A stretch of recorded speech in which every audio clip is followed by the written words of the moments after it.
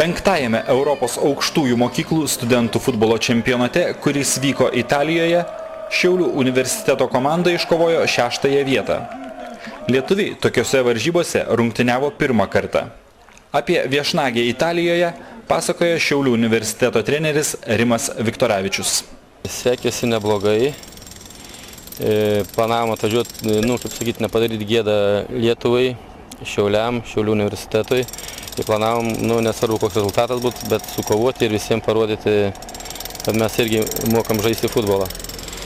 Bet taip susikluostė, kad mes ten visai neblogai atrodėm ir grupiai paėmėm antrą vietą, tik tai turkai praeitų metų Europos čempionai ir šiemet tapo vicės čempionas iš 11 metrų baudinių, aplenkė mumis tik tai įvarčių skirtumų. Ir mes su jais žaisdami, man tas Kuklys turėjo tokią progelę, kad galėjom netgi ir laimėti.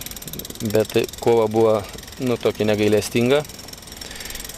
Karštis buvo, sakykime, žiaurus. Žaidėm 2 valandą dienos, 40 laipsnių karščio, atsiprašau. Ir dėl objektyvių priežasčių mes turėjom labai trumpą suolelį. Ir tikrai vyrai atidavė visą širdį, tikrai galvoju, tokiose rungtynėse jų meistriškums turėjo paaugti.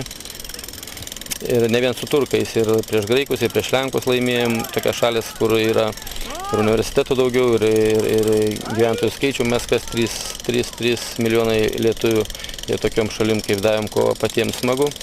O kaip, pavyzdžiui, žaidėm dėl 5-6 vietos, vokiečių treneris galvoja, kad mumis įveiks, gal net nežinau tokios šalies kaip Lietuva, bet kaip mes prieš juos laimėjom 2-1, reiškia, tas treneris pusę valandos nuo suolelio negalėjo atsikelti, nepatikėjo, kas įvyko. Taip kaip ir patys žaidėjai gal mūsų nepatikėjo, kad mes galim kaip su Vokietijos čempionais kovoti kaip lygų su lygiais. O tenai žaidžia už tas komandas, reiškia, 2, 3, 4 Bundesliga. Ir šitą, jeigu kas ten galvoja iš žmonių, kad mums ten buvo poilsinė kelionė, tai labai klysta. Buvo labai stiprus. Išbandėm ekstremalias sąlygas, žaidėm 5 rungtynes iš eilės. Tai čia, sakau, aš turiu tik vyram padėkoti už tokį atsidavimą.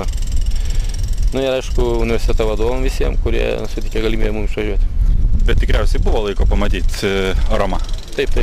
Romas, aišku, buvo per mažai mums laiką apeiti, bet prie Koliziejaus, prie Vatikane, po to buvom nuvažiavę prie Taranos jūros. Buvo laika, bet ne varžybų metu. Mes jau čia po varžybų ten buvo porą dienų laisvų. Ir vyrai, reiškia, prisifotografavo, prisifilmavo, reiškia, kelionė labai gera. Tiek sportinio atžvilgių, tiek savišvietos, kultūros atžvilgių.